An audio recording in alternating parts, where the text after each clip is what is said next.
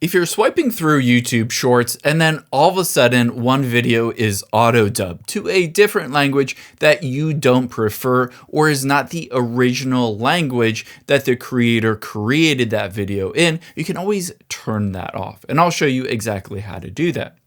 The first thing you're going to do is, of course, open up the YouTube app on your iPhone or Android and then tap on Shorts.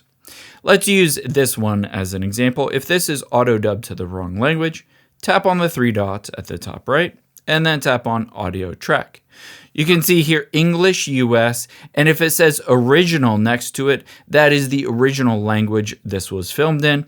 If it is auto-dubbed to a different language, just select the original one, and you'll be able to listen to it in the original language. Again, the three dots at the top right, and tap on Audio Track.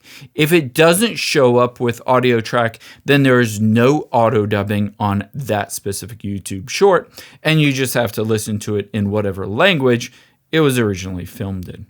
I hope this helps. If this legitimately helped you, I would greatly appreciate it if you would consider subscribing to my channel and maybe leaving a like or a comment. All of those things help me to be able to make these videos completely free to you. Thanks for watching, guys.